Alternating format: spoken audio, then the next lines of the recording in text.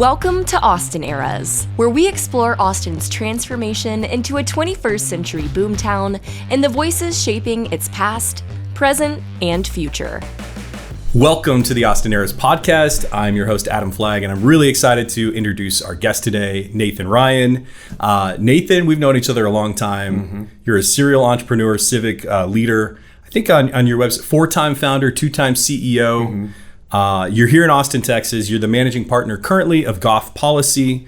You're leading growth strategy for a firm shaping the future of Texas energy and infrastructure. You're also the founder of Curio Studio and the former CEO of Blue Sky Partners. Mm-hmm. Nathan helped steward the Austin Monitor into its acquisition by the Texas Tribune very recently. And he's chaired the LBJ Future Forum and served on numerous Austin commissions, including chairing the Economic Prosperity. He's also run a magazine or two, played in a Christian rock band, and still can point you to the best tacos in town. Nathan, I think you fit the theme of our show, which is people with very diverse interests and really skilled hobbies. It is very strange anytime I look at my bio, because it really does feel like eras. Yeah. You know, it does feel like there are just these completely separate lives that I've lived. And, you know, for 3 to 4 years at a time. And so, yeah, reading through that, I'm like, okay, yeah, I guess I did do those things. I think so. I mean, you're kind of, to me, you're like an artist, but you're also integrated into the business world. And those two things, like, you make those work. Yeah, you know, I'm sure we'll talk about this a little bit later, but my, former business partner, current colleague, forever business partner, best friend forever, Tim and I will sometimes talk, because Tim and I played in the band together. Tim was the lead guitar player, I was the drummer. And sometimes we'll talk before we go into meetings about whether or not it's classical or it's jazz. We're like, okay, are we going into this meeting with like very prepared talking points and a certain outcome we're looking for? Or are we just like messing around a theme? Yeah. And so that's kind of the way. It's been fun to be able to kind of translate some of that stuff into business, but no, it's totally different. I think in some respects it is, but I think in some respects it's very much the same. Yeah. Especially if you're creative and you're in the creative space, which I think people sometimes forget how creative you can be in business. Both require a lot of creativity. Obviously, there are different kinds of creativity, but I think the thing that translated most for me from like music, which was essentially my first job outside of like Starbucks. Mm-hmm. What translated really well for me going from playing in a band to running a business or even just being involved in a business on a team is, you know, you really learn to trust yourself once you've made a fool of yourself or messed up in front of thousands of people live. So it's uncomfortable. Running a business, I feel a little bit less terrified of falling flat on my face or doing something like this and messing up a little bit or not getting it exactly the way I want, because, you know, again, like I've like fallen off my drum kit like live before. So you haven't forgotten your biggest mess ups. I feel like I try to forget those, but do you relive those? I don't know that I relive them, but you know, like any good anxiety inducing event, it will, you know, they'll just pop up randomly at 3 a.m. when I wake up for no reason. So I don't think about them very often, but they make sure I remember them. You know. Well, I want to take us back to your early beginnings, because you are a native Texan, but you know, I associated with the guy from California because you were in California for a long time. Yeah. But you were born in Conroe. Conroe, correct. But you grew up, at least for a short time in Texas, in Cut and Shoot. That's cut and Shoot, Texas. Yes, correct. Cut and Shoot. And so this has been an adventure for you as a native Texan to California and back. Yeah. Let's talk about your early years. Your dad was a pastor, a preacher. Mm-hmm. Mm-hmm. Yeah, Dad's a pastor at a church in Cut and Shoot. I forget that. I think it was Grossville Baptist Church or something like that is what it was called. And he was asked in 1990, so I would have been 3, to pastor a church, to go in and work with a church that was struggling in Southern California and see if he could like turn it around. And so my family moved out in 1990. We moved out on January 15th, 1990, which is interesting, and I'll come back to that in a second. But moved out on January 15th, 1990. My early years were like, I was just constantly, just because I was the pastor's kid, I was kind of constantly thrust into like leadership positions. I have 2 younger sisters. Shelby, my middle sister, is 7 years younger than me. Lindsay, my youngest sister, is 11 years younger than me. So there's a pretty big age gap there. Huge.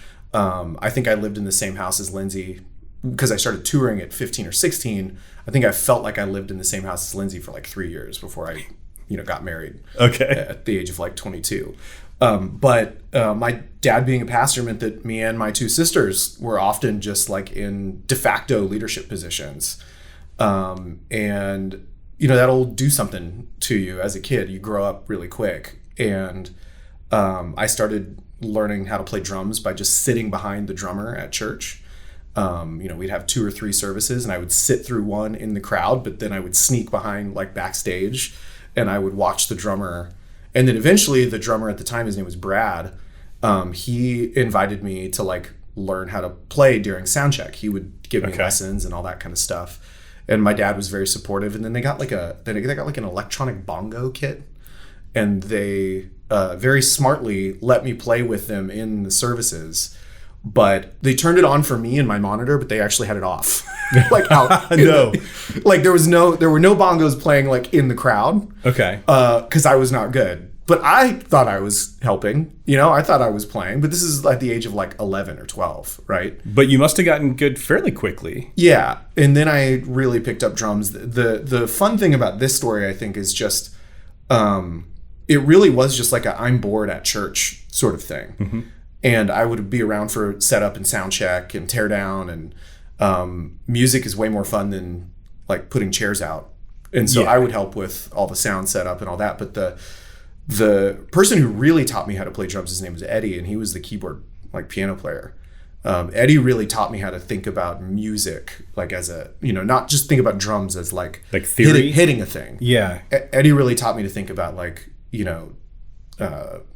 the theory behind music and how do you don't want to just solo all the time. Like how do you play in the pocket and how do you, really support the band? How do you think about what you're doing as a piece of a puzzle, not like the thing? Yeah. And so I don't know, just very formative stuff for me at that age. Yeah. Drummers, I'm going to riff on this for a second, but drummers kind of get an interesting reputation. Sometimes you kind of dismiss the drummers and say they're not really part of it. And then sometimes you look at drummers and you go, they're actually running the whole show. Mm-hmm. What's your take as a recovering drummer? I mean, it is true. You are like generally the most powerful instrument on stage, right? Yeah. And if a guitar player starts going for a solo that is supposed to feel really big and you pull back and pull down, everybody's got to follow you. So you are kind of in the driver's seat, which is why I felt like Eddie, teaching me how to be thoughtful about like, okay, your dynamics and when are you bringing the band up and like, when are you bringing it down? And can you follow the lead of like the singer or, the guitar player can you follow their mood? All the jam bandy sort of stuff where you're like making eye contact and when, okay, this solo is going to go an extra 8 bars this time because we're all feeling it. Yeah. And we're not going to stick to, so yeah, I mean, I think that's to go back to the way some of this kind of pulls into like, the business world. I'm very good at like reading people's facial expressions in a meeting and like knowing how people are feeling. And like, I feel like a lot of that came from, the nonverbal communication skills you have to develop being in a band and being on stage and playing live and stuff. So tell me, where were you in California? Where did you grow up? North of Los Angeles in Santa Clarita. Which is known for 3 pop culture references. Okay. One, and let's see if I can remember all of them or if I'm going to have a Governor Perry oops moment. I only know one, so I'm curious about the other 2. So there's Edward Scissorhands. Okay. Which is about what it's like to be an artist in Santa Clarita. He went to Cal Arts, and Cal Arts is this just a super weird art school in the heart of Valencia, which is the most basic suburb in the world. Okay. So that's one. The other one is Santa Clarita Diet. Yeah, that's the which one is about, I don't even actually know what it's about. I just know it's about cannibalism. Okay. So that's fun. The city loves that association. I'm sure. Yeah. And then the third one is Weeds, that show about the suburban mom who gets so bored she starts selling drugs. Yeah. So those are the 3 definite Santa Clarita pop culture references. And I grew up there. I feel like the Convention Center and Visitors Bureau might need like a new thing to promote for Santa Clarita. I think probably, yes, they would probably very much like something new, but we live in a world now where as long as you embrace something that's terrible, apparently it makes everything It's okay. better than nothing, I guess. Okay. Yeah. Okay. So Santa Clarita, you're doing your thing and you're growing up in the church. You've got a dad that's pastoring here, and you end up joining a touring Christian rock band. Yeah. How does that even happen at 15, 16? I met this band at like a church camp, and I was 13 when I met them. I'm still really good friends with the bass player and some of the other guys that were part of it. This wasn't a band where it was like, everybody came together and formed a band. This was a singer who hired a band. Okay. His name was Moises. And so the band was called Moy. And, I never said this I've never actually gotten into, I used to say when people would ask me the name of the band, I would say it's under national security. Like I'm not allowed to. Well, I think I found it on YouTube. I watched. I know, video. but I generally just let other people do their research and find it on their own. Okay, all right. This is the first time I've ever said this on a mic. We're leading you there. Yeah, thank you. But he had hired a band, and I was 13, was playing relatively well. Like, I wasn't a great drummer at that point, but I was pretty good for my age. And I did at the church camp what I used to do, or what I would do at church. Like when I could hear the band sound checking or practicing, I would just go sit in the chapel and watch them play. And so I went up to the bass player, again, a guy who's still a really good friend of mine, but I went up to the bass player and I was like, hey, I want to jam with you guys. And he was like, no. And then there was I think I asked him like 3 or 4 times and they said no. And then there was a talent show that week at the camp. And so I asked the drummer, I was like, can I use your drums to do like a drum solo for the talent show? In my head, I'm like, I'll show these guys. I know how to play. And so I did. I did the talent show, and afterwards they came up to me and they were like, okay, you are good. They got my number, all that kind of stuff. And then eventually they came to play at my dad's church, and the drummer wasn't available for that gig. And so they asked me to play. It was a win-win, or there was no real chance of losing here. Yeah. You got the pastor's kid on stage, and even if I did terribly, everybody would think that was so cool, and they were getting paid. So win-win for them, but it went really well. And then when the drummer that they had just had gigs that he couldn't make, they started calling to have me sub in. So I'm 15 at this point, just putting my drum kit into my tiny little Mazda sedan. Are you even driving at this point? Yeah. No, my dad, I guess. So yeah, this first year, my dad's driving me down. Okay. Like putting it in the minivan and driving down. And then eventually I'm 16 and I'm putting all my stuff I've got my driver's license. I think I got it on my birthday when I turned 16 because my parents were sick of driving me around. I'm sure. And so at that point I'm like trying to squeeze a drum kit into this tiny little Mazda sedan. Terrible first, it was a great first car, but like it was just such a junky thing. Yeah. And just driving all over California to meet the band and play. And then eventually, we were playing churches, but we were also trying to play, we were trying to do that crossover thing. Like a switchfoot kind of thing. Like a switchfoot sort of thing. Yeah, exactly. And so we would play churches and then we would go play clubs. So, I'm 17, 18, and we're playing Calvary Chapel Sunday morning, and then we're playing like the Viper Room Sunday night on Sunset Strip. Hey, and paying gigs both ways, you probably got paid more from the church. Oh yeah. Well, actually, I think the only thing we made at something like the Viper Room is like your merch sales. Okay. That kind of thing. But being 18, playing in these clubs, I would have to run in, set my drums up, sound check them, and then go sit in the car because I can't hang out in the club is 21 and older. Yeah. It was such an interesting, eventually we were doing like 3 months at a time on the road, where it was like all of the Western United States, East Coast. Moy was bilingual, so we would do Mexico, we would do South America. They did Hawaii, and somehow I never got to do Hawaii with them, which I'm actually kind of mad about. Did you get done with high school, or were you doing this at the same time? So I went to a high school that was actually like, designed for like child actors. Oh, okay. And Okay. people that were in fields where, kids that were in entertainment. And so I would go once a week to school, and I would meet with my teacher for an hour, and then I had an hour in like a group class, maybe 2 hours in a group class. And then you just get a packet of homework. And so it really is funny. I was talking to somebody about this the other day, that like on the road, eventually, we had a 15-passenger van, and then we upgraded to like an RV with bunks. Oh, man, I took some of the best sleep of my life. You're In an RV, really? 19 years old. You just played a 3-hour show. You have an 8-hour drive.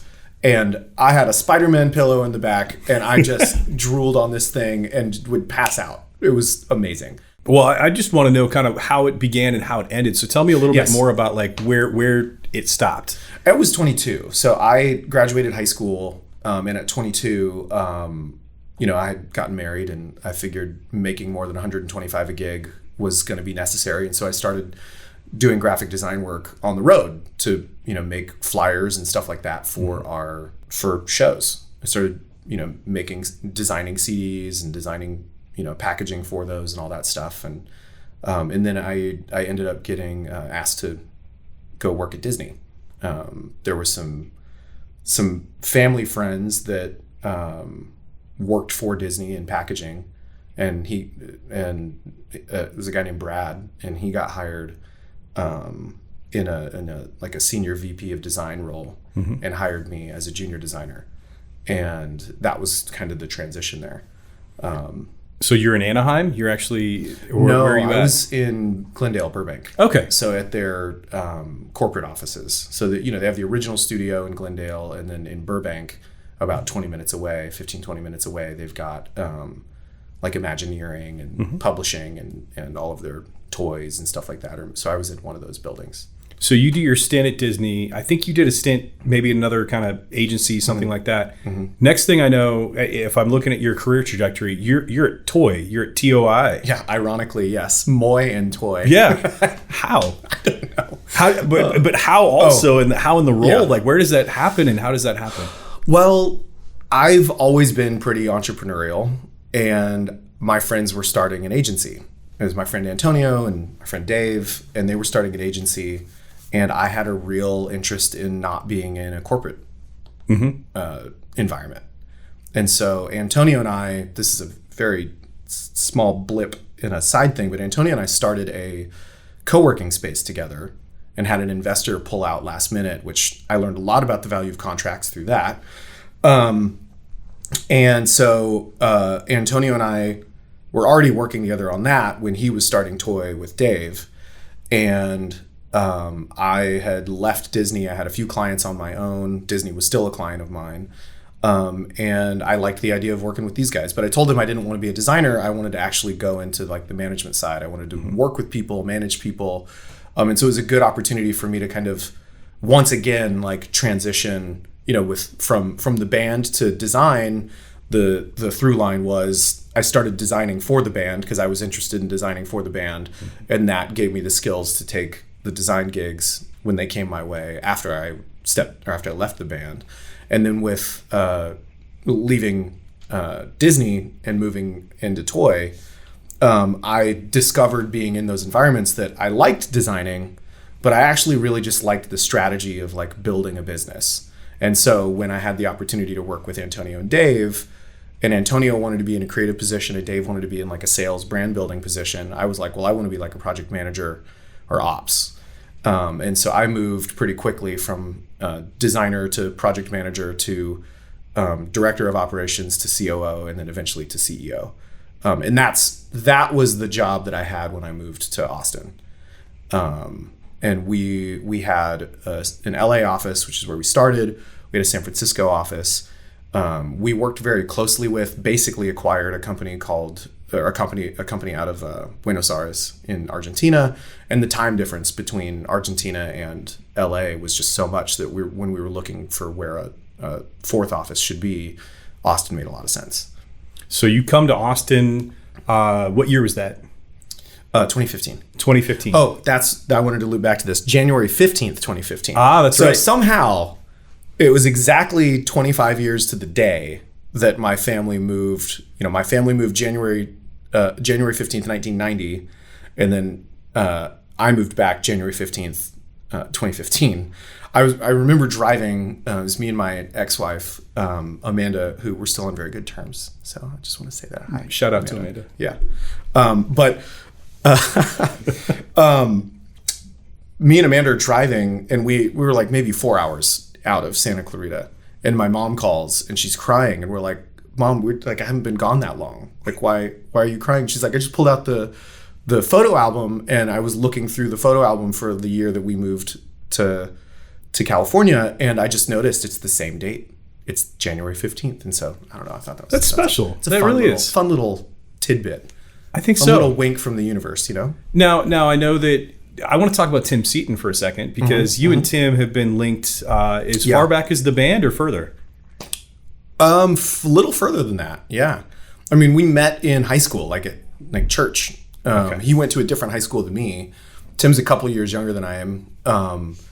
But we just hit it off playing music. He played guitar. I started playing guitar on the road. I still play guitar. I play guitar more than I play anything else at this point. I don't own a drum kit anymore, but I own a bunch of guitars, and that's my way to calm myself down if I'm working from home and I'm need a brain break or something. Yeah. But Tim played guitar. I started picking up guitar, and I played drums, and we would just jam a lot. And then he joined the band, and then we've worked together in some capacity since then. It's a long time. It's a very long time. Yeah, and I mean, you guys have been linked. You were at Blue Sky together. You were at Toy together. You're working together again. And it's funny because it's never planned. Like, when we stepped down from Toy, it was like, okay, great.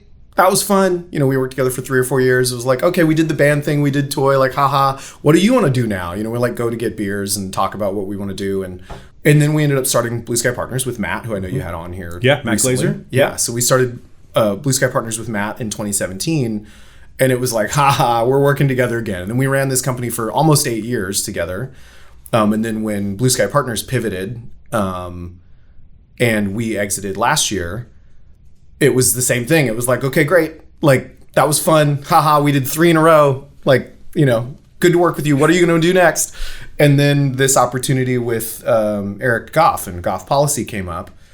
And Eric's got just a great business, a very healthy business. Well, let's talk about that. I want to understand a little bit more, because I think you hear oil, you hear infrastructure, you kind of wonder, like, how does that work? Obviously, Texas, there's a ton of oil jobs and energy jobs. Yeah. But what are you guys specializing in? We focus on renewables. Okay. So for us, it's I'd say, we say we're mostly energy in mostly Texas. Okay. So we do have some land use stuff. We have some other projects that fall outside of energy, but 80 to 90% of our book of business is helping companies enter or expand or invest in Texas energy and renewables. So, at this point, that's wind, solar, batteries, electric vehicles, and then some fun, very NDA technologies that are involved in some of those things. Someday we'll hear about them. Yeah, exactly. Not yet. Exactly. Okay. But it's really, this is fun because it's the first time that I feel like, not the first time, Blue Sky Partners did a little bit of this, but this is the first time that I feel like I am like fully at that intersection of like, I've done a lot of policy work on the side for fun, done a lot of civic stuff on the side for fun because I love it. But it was never really core to like a business model for me. And so this is the first time that it feels like those two things are happen. That's my day job. My day job is doing policy work or assisting to make sure we can get a lot of good policy work done. And I get to run the business and be the guy who does that. So, and you haven't been there that long, and the firm's already growing. Yeah, it's been a wild ride. I mean, Eric is just so well known inside and well respected in the energy market here in Texas and outside of it. But the inbound for us is wild. We're fielding requests for people to work with Eric.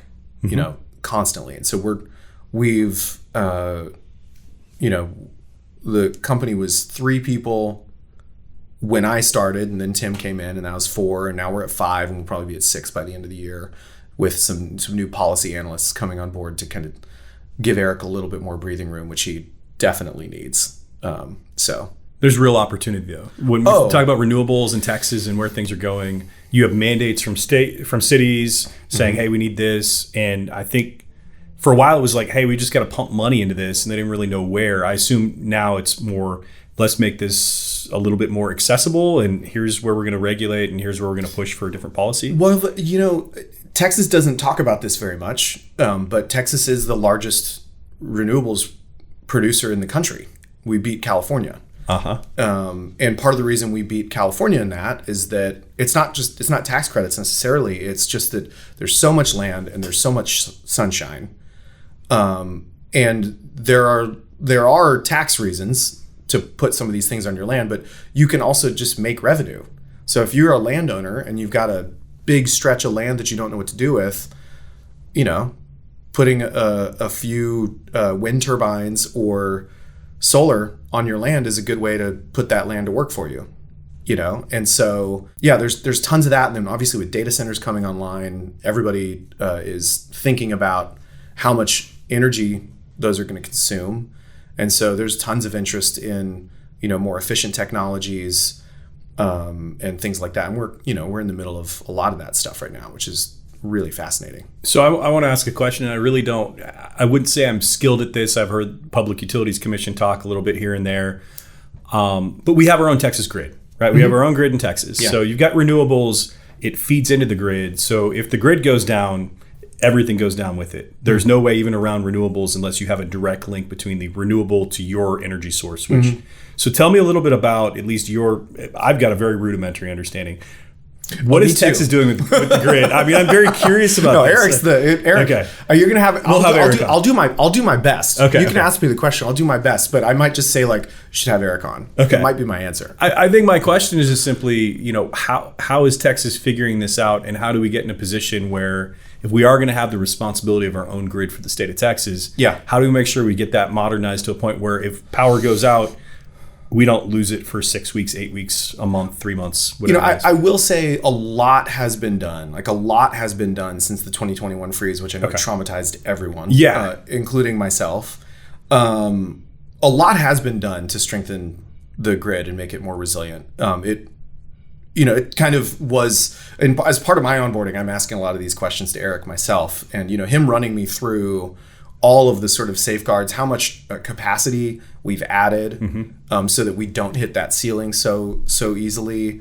A lot has been done since mid 2021. Yeah, good. So, okay, so this tells me a lot about what you're passionate about right now and what you and Tim are doing over there with Eric. I think I want to rewind a second. I think, our conversation has gone all over the place so far, but that's how our conversation would go in real life anyway. It is, yeah. So and my bio is weird. No. It's great. So I think I told you once, I kind of feel like my mom sometimes. I don't even know what I do. My mom doesn't know what I do, and I don't know what I do either sometimes. So it's a little wild. It's nice though. I feel like what I've learned so far about you in this podcast is that you seem pretty fearless. You seem willing to take on anything, and you seem like a fast learner. So if there's something you want, you're going to go figure out a way, even if you have no entry point into it or anything else. Yeah, I definitely follow that maxim of keep your mouth shut or prove to everybody how dumb you are for a long time when I start something. Just quietly learn. Yeah, I have a question about that later, so we'll go into it. But I think my question for you is really about going back to 2015 with Austin. What was your first Austin moment? When did you feel like I've arrived, these are my people, this is where I want to be? It really didn't take long. It really didn't take long at all. My first Austin experience was, I think, South by 2013. It may have been 2014. I don't know, time makes no sense. But it was one of those. Let's say it was 2014. I was running a magazine at that point on the side. Oh, that's Proxart? Proxart. Proximity Arts, Proxart. Tim and I also did that together. And it was a ragtag team of a bunch of people who, after the 2008 crash, couldn't find work. And so we started it in 2010, 2011 as kind of portfolio building thing. So I came here in 2014. We were hosting a showcase at what used to be the Lomography. Do you remember these cameras that I think they still sell them at like Urban Outfitters and stuff. No. They were these weird sort of art cameras with like, film and stuff. And real film. And you'd take a photo and have 4 lenses, and every lens is like a different color. So it's the same photo, but in 4 different colors on a grid, and you print that. And it's that kind of It's like Instagram filters, but in real life. Yeah. So they sponsored our last issue, and every one of our photographers just got a box full of Lomography cameras, and we used that to shoot the whole issue. And so they hosted that was our last magazine. We did 8 of them over 2 years, quarterly. But they sponsored the last one, and we hosted a show at their store at 9th and Congress.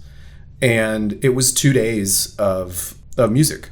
And I think I fell in love with Austin at Pint House Pizza. How can you not? Right. But I think it may have even been before that. I got my rental car. I switched seats with somebody who wanted to sit next to their kid on the flight out, and the stewardesses just kept bringing me mimosas to say thanks, which I thought was weird because that seems just like the obvious thing to do is switch so a mom can sit next to her kid. Of course. But I get here at like 7 a.m., 2 mimosas, and then probably shouldn't have, but got my rental car, and I'm driving up to stay with a friend who already lived here.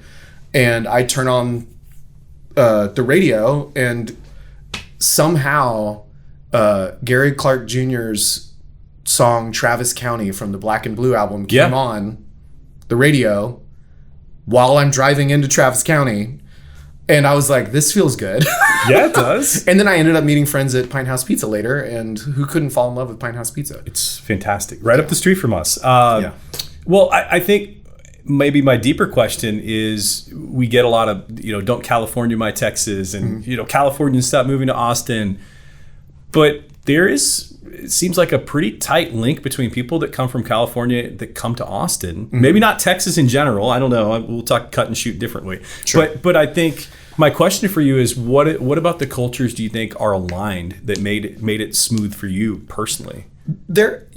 Texas in general, Texas and California both have a very like FU sort of way of thinking about the world, but they're also very nice. Yeah. Like, there's this sort of like defiance in the way that Texans think and act in a certain way. There's a defiance in the way that Californians think and act. Agreed. But there's a very real friendliness in both cases as well. I mean, the rivalry between Texas and California is just it's like a necessary rivalry because we're the 2 biggest states. Yeah.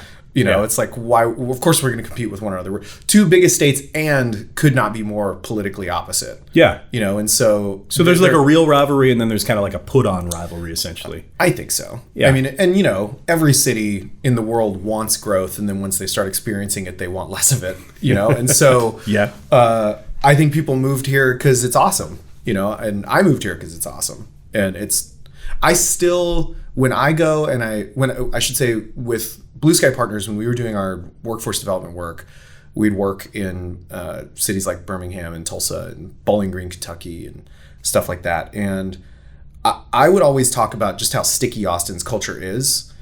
And the way that I would talk about this is, I would ask in these cities, this is the question I would ask everybody. It's what would you do if you had 36 hours in your city?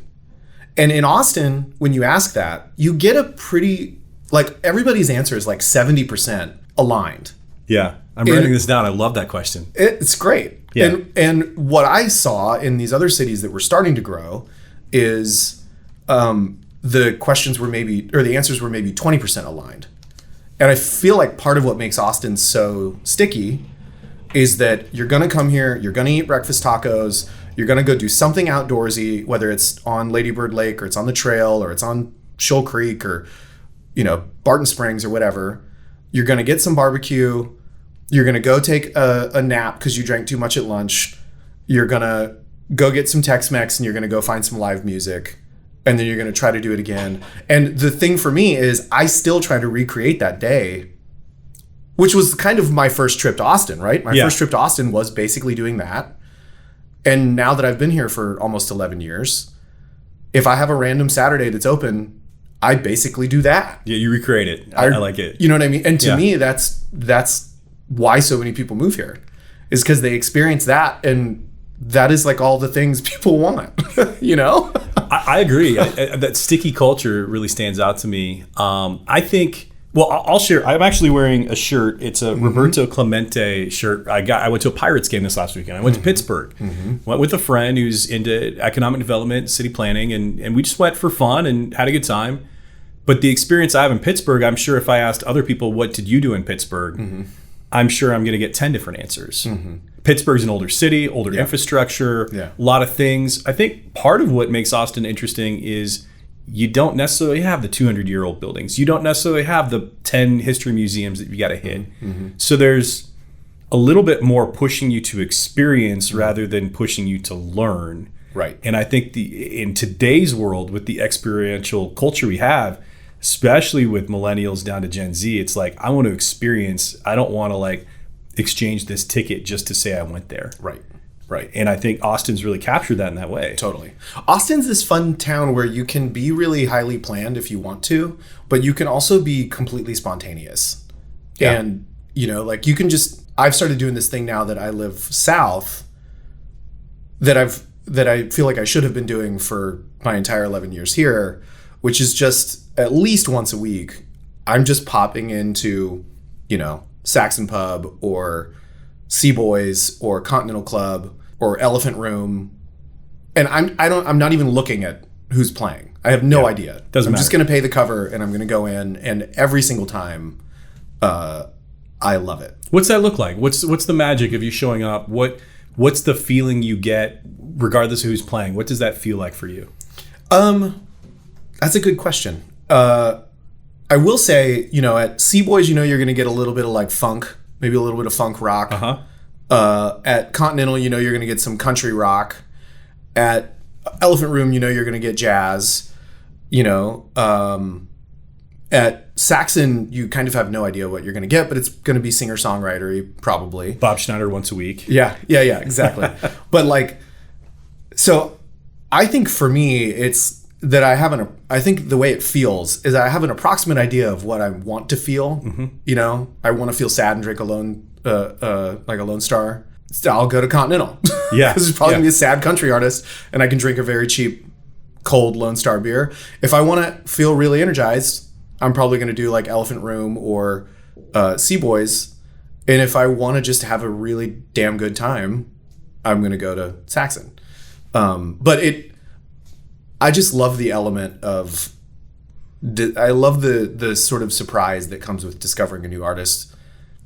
It's just, it's so much fun. Yeah, agreed. And you told me recently the Bros Fresh is a band you love following. Tell me a little bit about them and your experience with them. So I actually just saw them last week. They're starting a West Coast tour this coming week, actually. But I saw them at Sea Boys on Friday night. They were like testing out. They were kind of road testing what their tour set list was going to be. And yeah, there's a couple brothers from Louisiana, and they've moved to Austin and just kind of taken it by storm. They are two very tall black cowboys, and they're just the coolest guys in the world. They're the nicest guys in the world. They're dads, and they dress. They're in all denim. They're wearing cowboy hats. They got the boots on, and they do just this amazing, like funk R&B rock and roll. And Thurman, the guitar player of the one brother plays bass, one brother plays guitar, but Thurman, the guitar player, just absolutely shreds, and it kind of blows my mind every time that he can nail the solos that he does on the record live so effortlessly. So they're a lot of fun. That's amazing. And one thing that you told me that stood out about them is that they do a food bank every week or something. They do. Well, they have an organization called Tank Proof. They teach kids to swim, and then they've got a food bank component where I think at least once a week, maybe Saturday and Sunday, but they set up, a station for people who are in need of food to come get food. And it's such a, they're good dudes. I always hear, how we have so many nonprofits in Austin, so many things, so many ways to give back. And a lot of people are really involved. I'd love that musicians, not typically thought to be the most community-minded people, are out there doing that in that sense. I want to pivot, though, and talk a little bit about your community work. So Austin Monitor is an interesting story, and I also want to talk about some of the commissions and Long Center Collective. But I don't want to talk about it quite yet. I actually feel like this is the right time to take a break. Okay. So I think you painted a really vivid picture of how Civic work, and I think you're about to paint more of that, and business kind of coexist in Austin. So we'll take a quick break. When we come back, we'll talk about your hopes for the city's future, the Civic work, and also just what's fun to do in Austin. Sounds good. In every episode of Austin Eras, we explore the layers of Austin's history, its vibrant present, and its exciting future. Just like our city, your financial journey is a rich tapestry, woven with moments that define you. At Collective Advisors, led by Adam Flagg, Managing Partner, Senior Wealth Advisor, and Certified Financial Planner Professional, your financial story is in skilled hands. We understand that your financial needs are as unique as Austin's skyline. And much like the city's history, innovation is at the heart of what we do. Whether it's investment management, retirement planning, or navigating life's transitions, Adam and his team leverage a collective of dependable professionals to support your financial journey. Their goal is to help you build, maintain, and enjoy financial security. To start crafting your financial legacy with a team that's as dynamic and innovative as Austin itself, visit collectiveadvisors.com or call 512-467-1923. And we're back with the Austin Eras podcast with our guest Nathan Ryan, and we're diving back into what's next for Nathan in both Austin, and I also want to talk about your civic life. We've got some fun topics to kind of finish this out with, but I did want to go right into the community work. Austin Monitor just went through a huge change, and you were very involved in the Austin Monitor. Can you tell us about your role there up into this current point, and then the Texas Tribune? Yeah. So this is one of the most exciting things I've ever been able to be involved in, I think. Austin Monitor, for anybody that's unaware, is a local publication that focuses on City Hall and Travis County.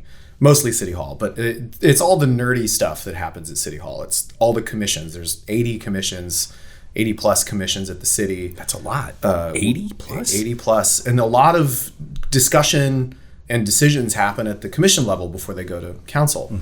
And so Austin Monitor covers what happens at those commissions. They do a lot of other community work and things like that, but I've been a fan for a long time. This thing started as a faxed newsletter in like the 80s. Okay. Was the Austin Monitor. And then it moved online, and it was a subscription only thing.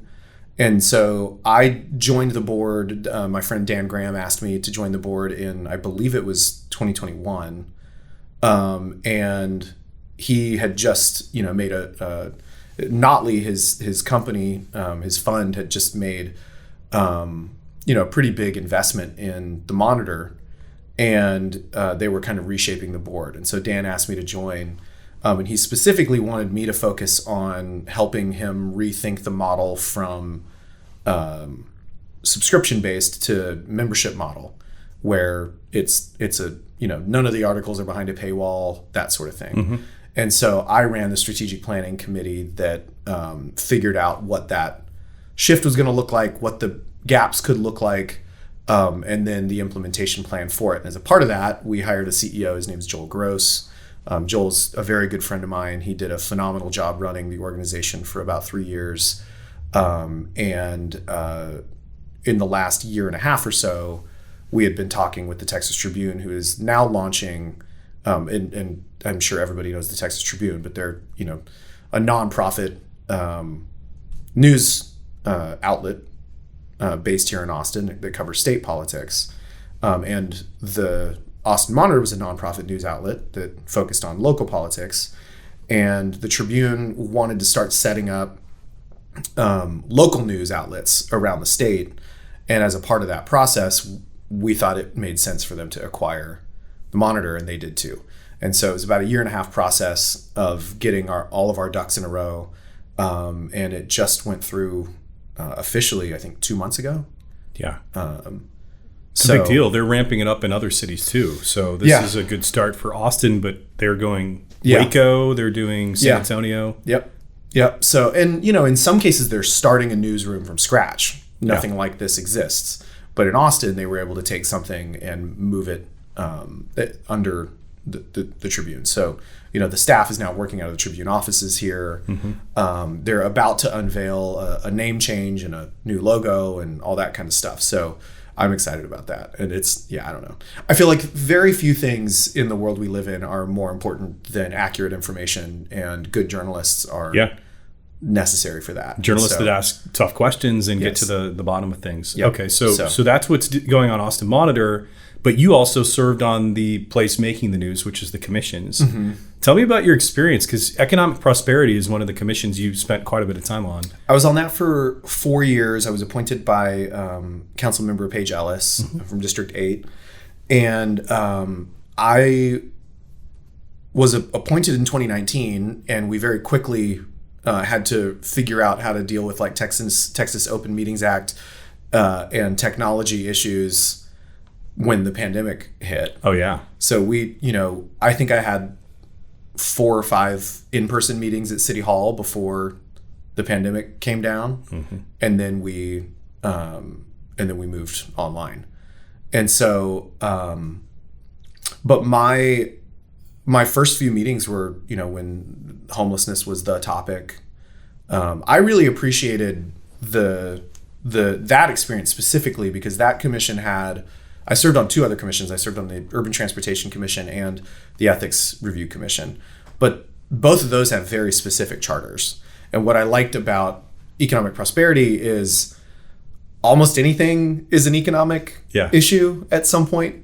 And so we got to really learn a lot. We got to really research a lot of things and make tons of recommendations all across the gamut in terms of what we think the city should fund, or start to fund, things like that. So just as a point of reference for the listeners, if they want to serve on a commission, how would they go about doing that? Because you've got a great experience having done this. Yeah. Well, email me. You can definitely do that. But I think for me, I would go and I would look at all of these commissions, right? Again, I think there's something like 80 plus commissions. I would go look at them. I would apply for as many of them as you are interested in. Just apply. And then email council offices and tell them that you applied, and ask them if they have any vacancies. You can dig around and find which ones have the vacancies. You can email the city clerk and ask them which ones have vacancies. So if you want to do that, you can do that. But I would just apply to as many as you want, and email council offices. And you don't have to live in the district that you're appointed to serve. So, I mean, you've done a lot civically, and you were co-founder and participated heavily in Good Politics as well. Maybe the listeners want to hear a little bit more about that, but I'd love to just kind of hear about that, as well as kind of your experience with politics and where you want to make a difference, and how you view what would be a valuable experience for you in the future. Good Politics was kind of one of those tongue-in-cheek names, because I remember Liz Kofel, who is my co-founder with that, when we were trying to think about what to name it, we said, well, what do we want? Like, what kind of politics do we want? So we start scrolling, going through all these different words, and we landed on, we're like, good politics. We want good politics. And people would always, I think we heard this more than anything, where people were like, you don't hear those words go together very often. And certainly not today. No. Either. I don't know if gotten worse, perhaps. Not gotten any better, that's for sure. But we launched it in 2018, and it really was just like come get it. It was literally, the concept was, get a beer with them, with your elected officials or with a candidate, and try to, so often these any sort of political meetup or event can feel really structured and stilted, and got to bring the envelope and donate something. Exactly. Yeah. And you got to donate a lot sometimes. And so we really didn't want that. And we had connections to a lot of people that were not on the voter rolls, had never voted, but were curious. And so our events would have 200 plus people. It was kind of wild. And it would just be a very, Mayor Adler did a few of these with us. A bunch of other candidates locally joined for these things. We would do what we called like a political farmers market once a year, close to an election, where you could meet all of the candidates that were running or their teams, and we'd have 40 campaigns in the room. It was wild. I think our largest event was about 700 people that came through, and the fire alarm got pulled. So that was fun. Okay. Yeah. So, I mean, that was definitely a lesson in community organization and really getting people fired up for their local politics. How do you view politics in terms of what you want to see here in Austin and how you want to continue to participate in it? I really, at the local level, like, I think our city council is as good as most city councils can get. I mean, they're very responsive. I think they're thoughtful.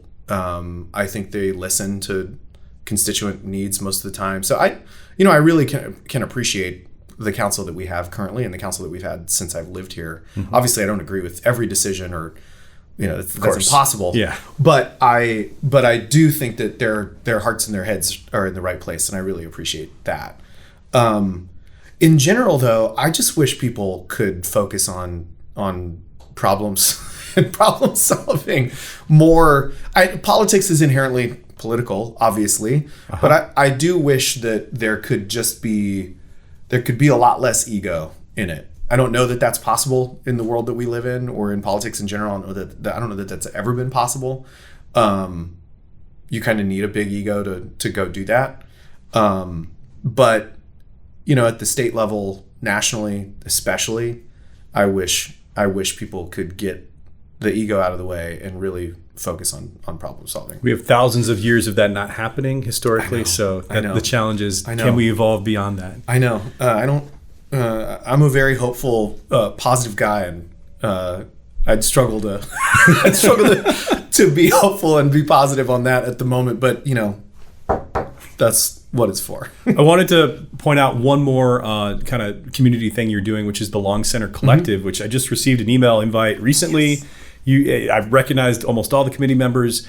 It seems like something very interesting. There have been different iterations of kind of arts and community organizations in Austin. This one's brand new, and I have a special love for it since my day job is collective advisors. Everyone's using collective. Nice. So Long Center Collective, be the spokesperson. Tell me what that's all about. Yeah, so the Long Center is trying to rethink how it engages with the community and is creating these, kind of immersive events. And the Long Center Collective is going to have sort of these core events that happen throughout the year where they're created specifically for members of the collective and friends, and people will be able to get tickets and come to them as well. But this first one is going to be really interesting. I don't know that they have published anything about it yet. You may have gotten an email about it, but this is going to focus on just some ways that you can see and check out the space at the Long Center and immerse yourself in some art and some good food and some good drinks. But the collective, if you're a member, will also give you early access to tickets and shows and series stuff that happens there. And so since living in Austin, I've not been involved in anything arts related. And as we've talked about a lot before the break, I've done a lot of stuff in the arts, and I miss that. I really have missed that piece of me. And so this was just a really fun opportunity to support an organization I already love and get a little bit more arts in my life. I love that. All right. So we want to talk a little bit about what we call the Good Hang segment. So this is kind of replicating what it'd be like to see you out and about in town, really learn more about you and your experience in kind of relation to Austin. So a couple rapid fire questions. What's a weird or quirky Austin tradition that you hope never fades?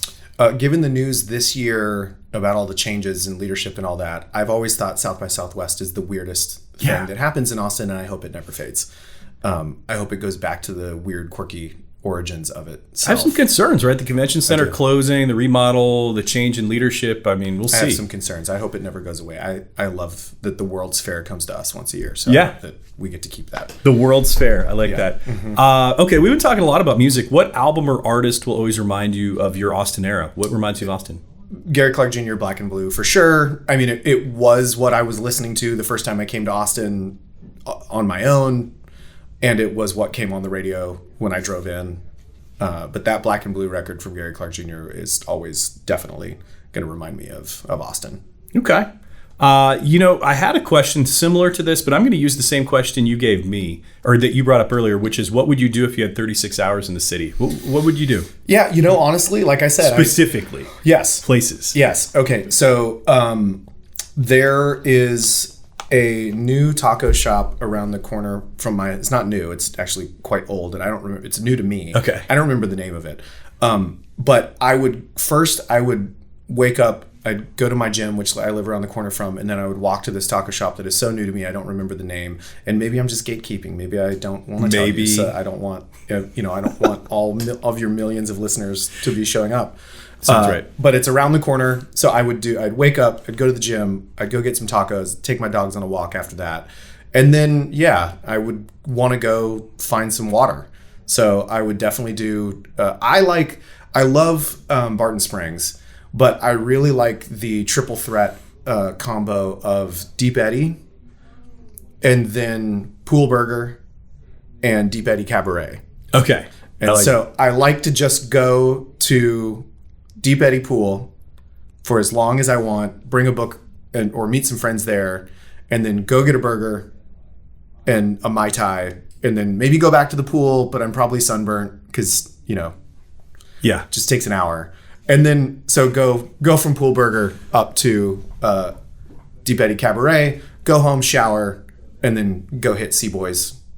Love it. And go home. Perfect. That's a perfect. So anyone coming to Austin, we know what Nathan's going to do. What's the most unforgettable live music experience you've had in Austin? Have you seen Gary Clark Jr. perform live in Austin? I actually haven't. Really? No, I haven't. I would say the most unforgettable for me, just because it felt so random, was I got an invite to go see Jimmy Eat World at Moody Amphitheater. And I've always loved Jimmy Eat World. And to have them touring again and I'd never seen them before. It was just such a fun, I have a friend who just, texted out of the blue and was like, do you want to go see Jimmy Eat World tonight? And yes, I did.